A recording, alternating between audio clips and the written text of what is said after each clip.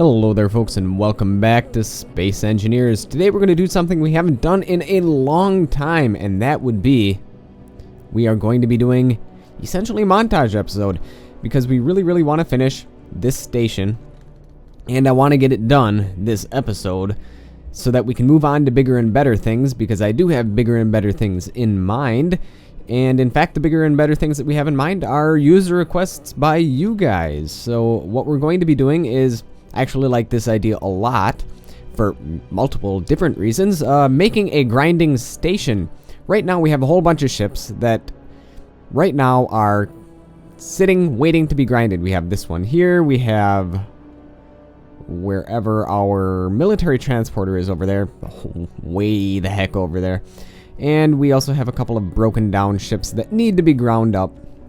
And in fact, as cool as this Cookie Monster ship is, I really don't think that we need it anymore, because there are bigger and better ships in the game that we can find. And that's the other thing that we're going to be doing in future episodes. We are going to start finding new ships that they've added in the game. Also, this guy can get ground up. He is essentially useless. He's just a hulk of what used to be there, because apparently the landing gear, as we've found out, are completely glitched, and sometimes weird things happen and your entire ship explodes. Alright, well, enough about that. We're going to briefly talk about what they've added in the past update.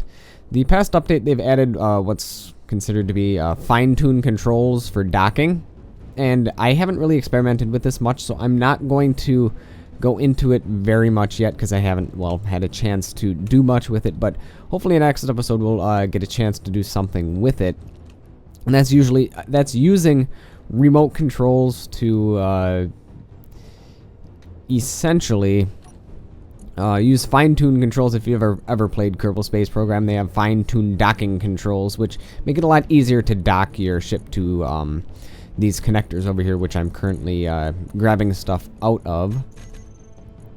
And they added that for remote controls as well, so you can essentially have automated ships going to and fro, docking, and making it life a lot easier for you.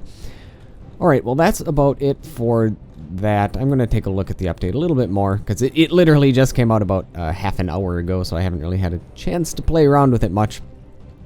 But right now we are going to finish work on Space Base Alpha, and we'll meet you guys back. Enjoy the music, and I will see you guys when we're done, hopefully.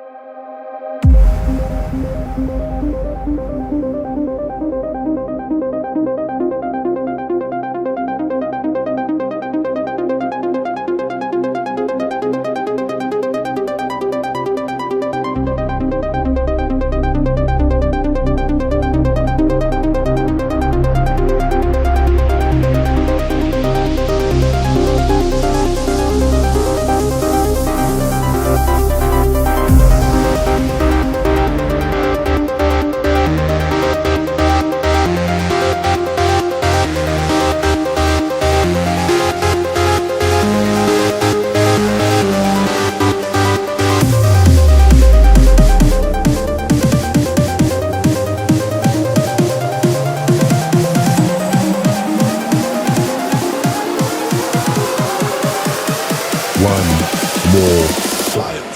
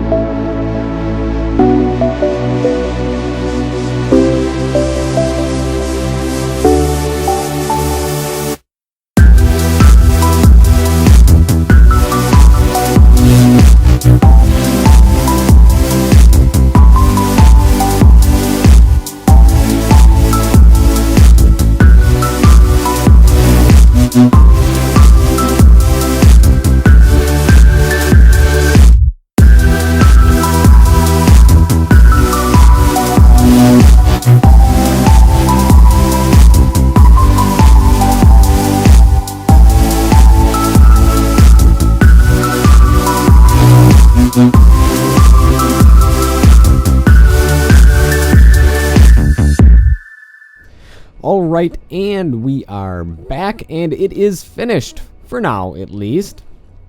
And, well, pretty much is exactly what we said we were going to do to it. We have our oxygen generating station right in this corner, and it pumps oxygen throughout the entire station right here. Also, in addition, we put an airlock right there so that from changing in between these this non-pressurized area and this pressurized area, we don't lose too much oxygen. As well as that, we have an airlock right there. On the top, we have heavy armor. Ow, that's a grinding ship and welding ship right there. We have a bunch of heavy armor blocks right here so that we can land ships on top of this. Also, we have some Gatling turrets to defend from, I don't know, missiles, asteroids, yeah, you name it. It's there, so we have defense for that. I should probably turn them on, but it doesn't really matter. We don't have any ammunition in it. I also made the windows face the right way. Also, here's all of our control stations for remote controlled things that we could use in the future. Down here we have some cryopods. I also decided to put some other things in here in case we decide to use them. We have a timer block, a programmable computer block, and a remote control block, which we might use. And then we have our medical station, and there we have our oxygen generating stuff. So speaking of oxygen generating stuff, I'm going to see if we have any ice left, because we need to put it in there if we do. Speaking of which, we probably should mine some more sometime soon. Ice. Yeah, there we go. We have 32,000 ice. Okay, so maybe we don't have to mine any, or we don't have to mine that much anytime soon. 9,000 should be enough to keep this station filled for a while, at least. So let's take a closer look inside and see what it looks like from the inside. We see what it looks like from the outside, so that's all cool. So we're going to throw this in here. It should go, yep, right where it should go, into the oxygen generating area. We also have the oxygen tank there as well. Okay, here we are. Oxygen high. We can take off our helmet. Helmet off. Hooray. It's also nice and bright in here. I decided to color it white so it didn't look as dark and dank and dismal as it did before. Another military transporter off in the distance, and it disappeared. Oh well. And here we have the programmable computer block, the timer block, the remote control, a bunch of cryopods. We have our medical station. So this is essentially just your general work area. Then in the other section of the station, we have our assembler and refineries and stuff like that. So that's the, I don't know, technical work area. This is the, I don't know, where we have all of our components that we need to make the station run. And up here is the command and control section of the ship. We also have a couple of these button panels in case we need to do anything with that in the future, because I have a feeling that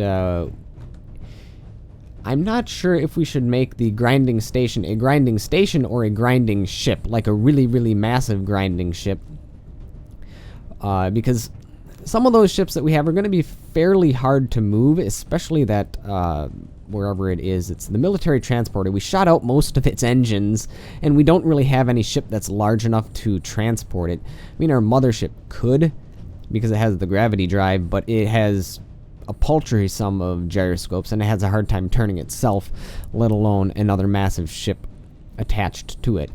Also, we have all these ships over here that need to be ground up. That one, that one, that one. And we'll probably gather more ships in the future. And Space Base Alpha is our home base for now, so we might as well build it near here.